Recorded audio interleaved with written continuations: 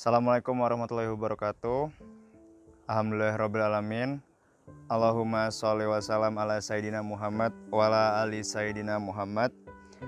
Pada kesempatan kali ini saya akan menyampaikan sebuah kisah dan cerita mengenai Rasulullah dan kebersihan. Apa yang akan saya sampaikan ini juga merupakan hal yang sebenarnya sangat universal dan menunjukkan keindahan dari Islam itu sendiri. Ada 2 poin tentang kebersihan yang akan saya sampaikan pada hari ini. Pertama, merupakan poin kebersihan terhadap diri sendiri, dan kedua, merupakan kebersihan terhadap lingkungan tempat kita tinggal maupun lingkungan secara umum. Mengenai kebersihan pada diri sendiri, merujuk pada buku Menggali Nalar Saintifik Peradaban Islam oleh Hussein Herianto tahun 2011, setidaknya ada 2 hal yang dilakukan oleh Rasulullah untuk menjaga kebersihan diri sendiri, untuk menjaga kesehatan diri. Dan salah satunya adalah menjaga kebersihan diri sendiri. Rasulullah kerap kali menyerukan kepada umatnya, terlihat dari beberapa hadis yang diriwayatkan untuk menjaga kebersihan dan sanitasi publik. Rasulullah sadar bahwa pangkal dari kesehatan adalah kebersihan.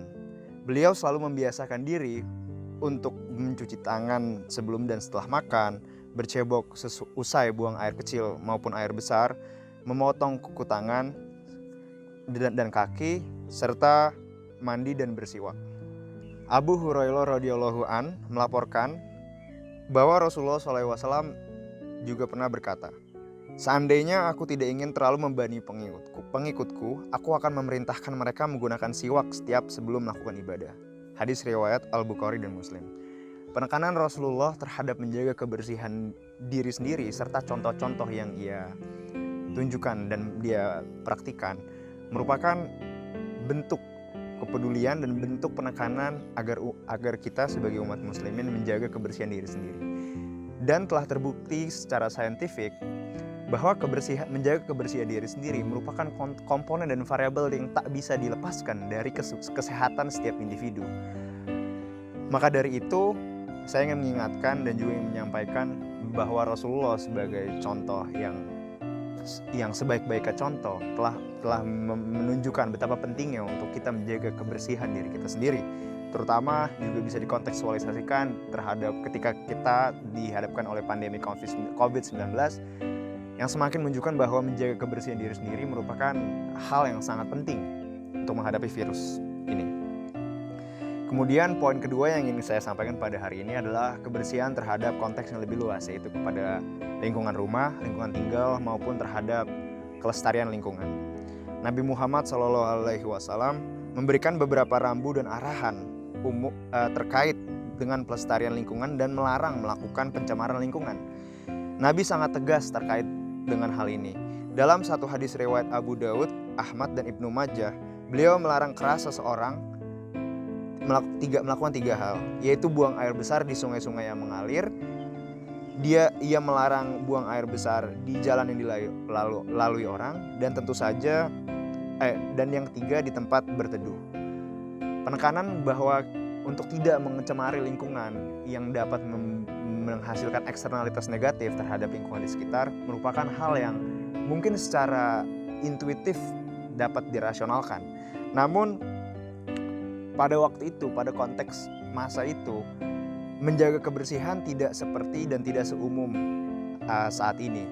Sehingga penekanan bahwa menjaga kebersihan dan dikontekstualisasi pada saat itu merupakan salah satu bukti keindahan Islam itu sendiri juga. Dari Rasulullah SAW, sesungguhnya Allah Subhanahu wa Ta'ala itu suci dan menyukai hal-hal yang suci. Ia Maha Bersih yang menyukai hal-hal yang bersih, dan Ia Maha Mulia yang menyukai kemuliaan. Dia Maha Indah yang menyukai keindahan. Karena itu bersihkanlah tempat-tempatmu. Hadis riwayat Tirmizi.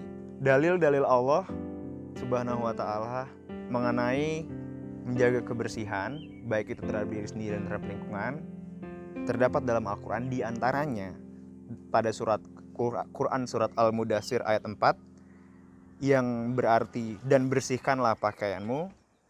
Kemudian juga pada Quran surat Al-Baqarah ayat 222 yang berarti, sesungguhnya Allah menyukai orang-orang yang bertaubat dan menyukai orang-orang yang mensucikan diri. dan Quran Surat Al-Maidah ayat 6 yang isinya merupakan perintah untuk berwudu dan bersuci sebelum melakukan ibadah atau sholat. Kisah dan cerita yang saya sampaikan mengenai kebersihan terhadap diri sendiri maupun terhadap lingkungan secara saintifik ternyata telah dibuktikan juga. Salah satunya adalah oleh sebuah studi yang dipimpin oleh Associate Professor Nicole Erkit dari Indiana University, yang mana menemukan bahwa orang dengan rumah yang bersih memiliki kecenderungan dan memiliki kehidupan kesehatan yang jauh lebih dibandingkan orang-orang dengan rumah yang berantakan atau kotor.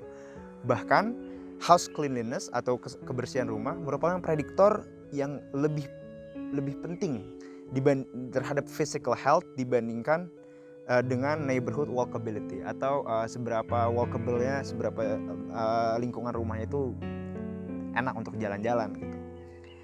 Additionally, the Anxiety and Depression Association of America juga menunjukkan bahwa physical activity of cleaning, membersihkan rumah, itu juga dapat bermanfaat untuk mereduce stress, feeling anxiety, dan depressive symptoms. Dan juga membersihkan rumah dapat reduce fatigue and improve concentrations.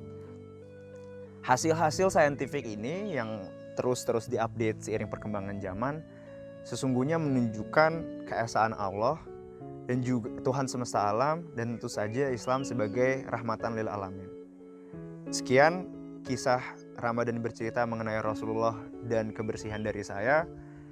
Kurang lebihnya mohon maaf, sungguh kebenaran itu hanyalah milik Allah Subhanahu wa taala dan kekurangan semua dari saya. Wabillahi taufiq wal hidayah. Wassalamualaikum warahmatullahi wabarakatuh.